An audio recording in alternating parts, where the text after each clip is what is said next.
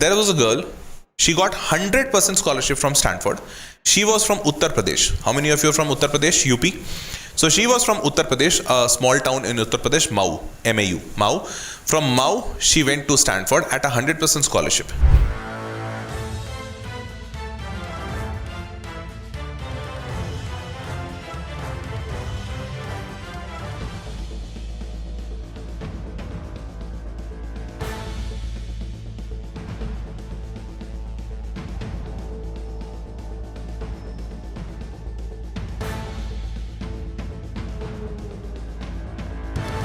Namaskar, Adab, Shastre Kal aur Khushamdeed. Very, very good evening to all of you people. This is your Master teacher Harsh Priyam, who is going to talk about that how you can pursue engineering at Stanford University. And in this video, I am not going to talk only about engineering. Rather, there are 10 different schools in Stanford University, and those 10 different segments or those 10 different career streams you can choose while going to Stanford. And also, I would be talking about that how easy it would be or how difficult it would be to get into Stanford, being an Indian student, and at the same time, most of you might be from a middle class family, from a humble family. So, a person who is from a very humble background, whether he or she can dream of going to Stanford or not, I will be telling you in this video. So let's get started with this, and I'll be telling a lot of useful information in this video, and hence I request you kindly subscribe to the channel so that you keep on getting these beautiful videos in your recommendation. Okay, so let's get started. Now, I have already done 2 videos of this similar genre. First is about Princeton University, that how you can do engineering at Princeton University, and that too they are offering huge amount of scholarship. Second video I have done on engineering at Harvard University. Here also they are giving a lot of tuition fees waiver, and the same goes for Stanford University also, because here also in fact most of those colleges who are big names, who are very famous colleges, the world's best colleges, they do not differentiate students based on their financial background, and hence they commit themselves that they would be admitting students who are capable enough, intelligent enough to be admitted, but they lack financial background. So there the college administration comes in, their own funds comes in, and they help the student to pursue their education. Okay, so the same happens here at Stanford also. Now let me tell you the details about Stanford University. So basically, Stanford University is in the state of California on the western coast of USA. It was established in 1885, very long back. Started in 1891. It has got a 8,180 acres of campus. Can you just imagine that? 8,180 acres of campus. Has more than 600 buildings. 36 Nobel laureates has come out of this college, and in fact many more notable figures also. I'll show you in this video only. It has got a QS World ranking of 6 across the globe. It has got an international student percentage of 25%. And overall, it has got 7 different schools where you can pursue your degree. So the first school being a business school where you can pursue a master's, BBA, something of that sort. Then is an engineering school, then humanities and sciences, law school, medicine school, Doerr School of Sustainability, and Graduate School of Education. All these schools are there in Stanford. Now moving forward, Stanford has got a QS World ranking of second in the entire United States, in the entire world in the segment of engineering. Now, there are 10 departmental and 6 interdepartmental major programs in engineering. So these 10 departmental programs are computer science, electrical, aeronautics and astronautics, bioengineering, chemical engineering, civil engineering, environmental system engineering, management science and engineering. Thereafter material science and engineering, and then mechanical engineering. All these fields are there, and then there are some interdepartmental programs as well, like architectural design, atmosphere and energy, biochemical engineering, biomedical computation, engineering physics, product designing and engineering physics. Fine. Now moving forward, why Stanford is so different? Why Stanford is so wow? What makes it different? So basically, world-class faculty is there undoubtedly. Research facilities are pretty great. They have residential campuses. Campus is very big, 8,000 acres. You can just imagine 8,000 acres is so huge. It's more than a town, more than a city. Thereafter, Stanford brand name itself works a lot, because once you show someone that you are from Stanford, then that's a very big thing, isn't it? Thereafter, moving for known for its culture and of entrepreneurship and a network of notable alumni across the globe. And those notable alumni are Tiger Woods, Mukesh Ambani, he himself is from Stanford. Rishi Sunak, you would have heard this name. Rishi Sunak was an ex-Prime Minister of Britain. He is an Indian-born person. He is a son-in-law of Infosys chairman Mr. Narayan Murthy. Jennifer Connelly, and then Sundar Pichai, Elon Musk, they all are from this Stanford University only. So you would have got this fair idea that this university is a big, big name, isn't it? Now moving forward, how hard it could be to get into Stanford. So it could be very hard. Now, total applicants in this college for the year 2024 were 57,000 around, out of which 2,000 got admission. So that makes an admission percentage of around 3.6%. Although Stanford has not given this data that how many international students were admitted and how many domestic means the US citizens were admitted. So based on that, we won't be able to get that how hard it would be for an international applicant. But assuming that Harvard and Princeton, they do have a selection percentage of somewhere around 1.8, 1.9%. So this will also have somewhere around 1.5 to 2% acceptance rate.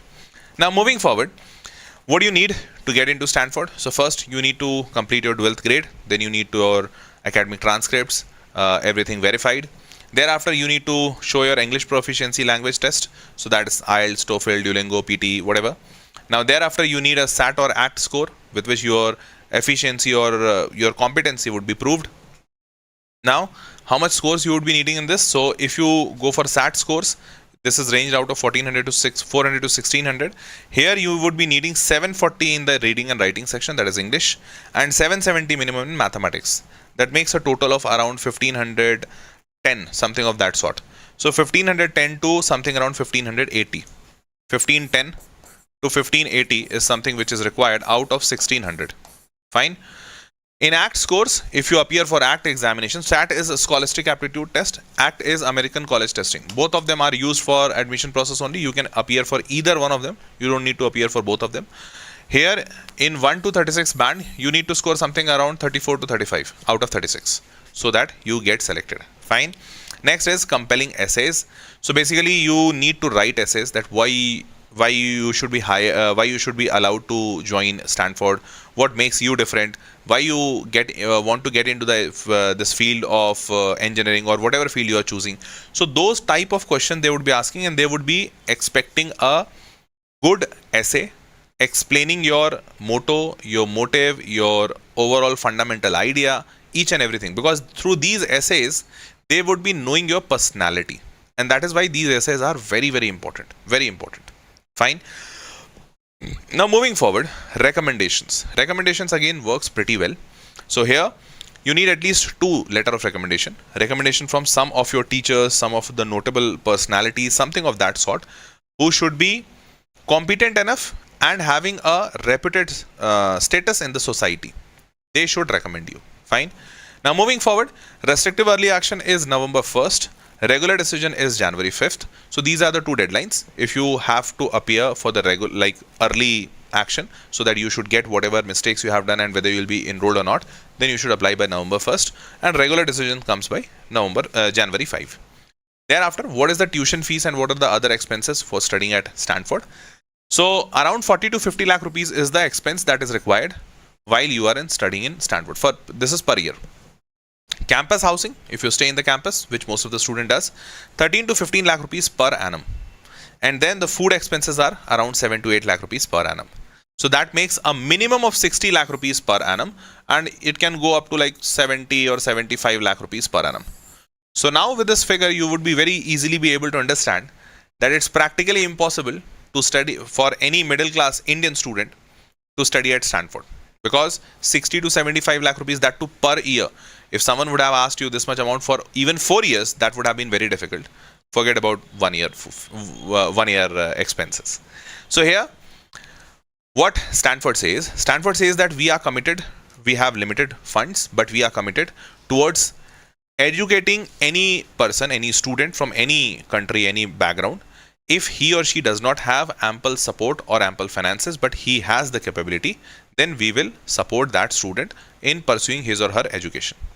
Now, there is one more statistics mentioned on the Stanford website, that around 2/3 About two-thirds of our students receive some form of aid to attend Stanford. 58% receive scholarships from Stanford. So there is a good percentage of students who get aid, who get some financial help to attend Stanford. And that's a big number, isn't it? So this is pretty great. Now moving forward, nearly half receive need-based scholarship from Stanford and pay an average of $14,000 toward their bills after grant aid is applied. So $14,000 is also like you get a very reduced and subsidized rates, isn't it? And I would like to show you these two news articles. So there was a girl, she got 100% scholarship from Stanford. She was from Uttar Pradesh. How many of you are from Uttar Pradesh, UP? So she was from Uttar Pradesh, a small town in Uttar Pradesh, Mau, M-A-U, Mau. From Mau, she went to Stanford at a 100% scholarship. This was a news covered on 5th of January 2023 by Times Now. Second news was covered by The Print. Again, a UP village to Stanford University on 100% scholarship. How this Aligarh teen's dream came true. This Aligarh town boy, he also went to Stanford at a 100% scholarship. So there has been multiple newses, there has been multiple incidences where students have gone to Stanford and many to Stanford on a 100% full scholarship. Because if a student or if a girl going from a very kind of village kind of place does not have that capacity to study at these colleges, then you can very easily understand that this not would be only covering the entire tuition fees, but rather they would be covering their food bills, their housing allowances and everything, isn't it? So they are able to study at Stanford. Now moving forward, once a student completes his or her degree at Stanford, after that they work at some of the top companies across the world. Some of them being Bain & Company, Boston Consulting Group, Broadridge. So these companies are some of the top companies like Google, Simpler, Alpine Investors, Atraxia Partners. These are the top companies.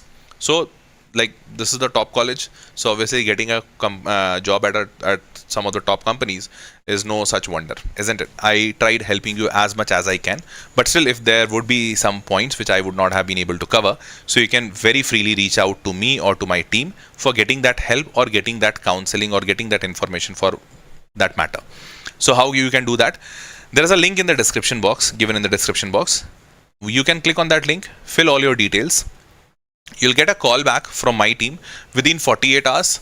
Why asking 48 hours? Because this service is absolutely free of cost. Hence, we are getting a high call volume.